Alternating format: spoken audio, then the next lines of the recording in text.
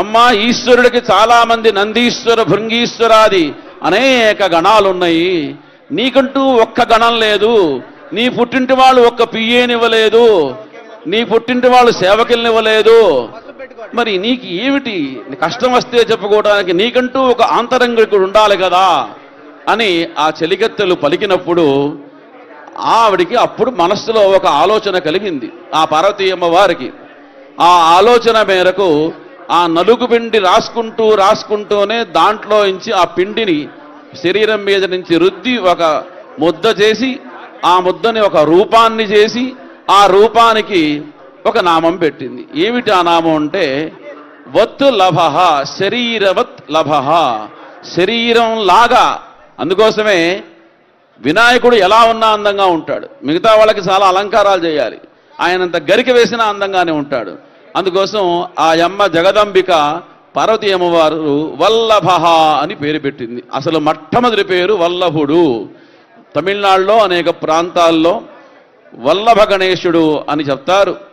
వేదాంత శాస్త్రంలో వల్లభేష ఉపనిషత్తు అని కూడా ఉంది. అటువంటి ఆ వత్ శరీరవత్ లభః, ఆ పార్వతీ అమ్మవారి యొక్క శరీరం నుంచి మనందరం కూడాను శరీరంలోంచి పుట్టాం, అమ్మ శరీరంలోంచి పుట్టాం, కానీ ఆయన శరీరం పైనుంచి పుట్టాడు కాబట్టి శరీరవత్ లభః వల్లభః. అటువంటి వల్లభ స్వరూపమైనటువంటి ఆ గణపతి యొక్క పూజ అనేటువంటిది అత్యంత ప్రాముఖ్యమైనటువంటి పూజ. ఆ పూజని ప్రారంభించే ముందు స్వస్తి వాచనం.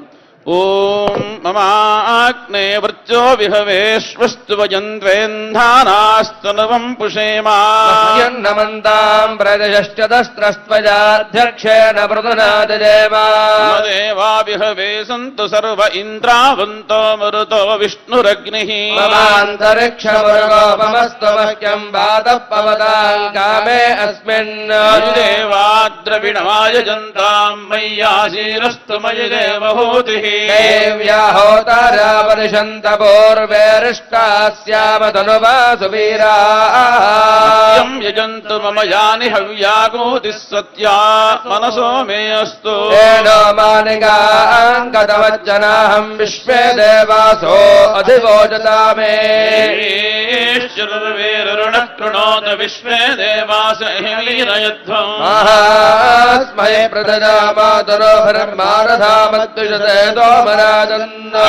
మన్యం పరిజునదన్ పురస్తారదబ్ధో గోపాః పరిపాహినస్తు ప్రత్యంచోషంతి నిగతః పునస్తే మైషాంజత్తం ప్రబుధా వినేజత రాధాతృణాం భువనస్య యస్పతిర్దేవగం సవితారమభిమాదిశాః హిమై యజ్ఞమశ్వినో భా బృహస్పతిర్దేవాః పాంతో యజమానన్యద్భాత్ యజానో మహిషः శర్మ యగం సరస్మినో హవే పురుహూతః పురుక్షో ప్రజారే హరయష్టముడరేంద్రమానో రీరిషో మా పరదాపత్నా అపతే భవంద్రింద్రాగ్నిభ్యామవబాధామహేతా రుద్రా ఆదిత్య ఉపరిస్పృశం మోక్రంజేత్తరమధరాజమక్రన్నాంద్రమవరోహవామహే యోగో యుద్ధనజిదశ్వరిజ్యః బహవేదుస్వాస్య హరివో మే దినంబా.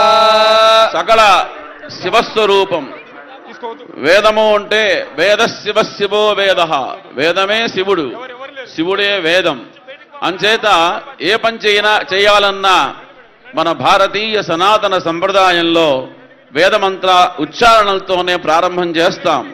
ఇక్కడ జమదగ్ని మహర్షి సాక్షాత్తు ఆ పరమేశ్వర స్వరూపం కాబట్టి ఆయనకి అత్యంత ఇష్టమైనటువంటి ఆ వేదధ్వనిని ఇప్పటిదాకా మనం ఇక్కడ చెప్పుకోవడం జరిగింది. దేవీం వాచమజనయంత దేవాస్తాం విశ్వరూపాః పశవో వదంతి మంత్రే జమోర్జందుహానాథే దుర్వాగస్మానుపదుష్టతైతో. గణపతి కీర్తన ఒక 3 నిమిషాలు మీకు గణపతి కీర్తనతో మేము ప్రారంభం చేస్తాం.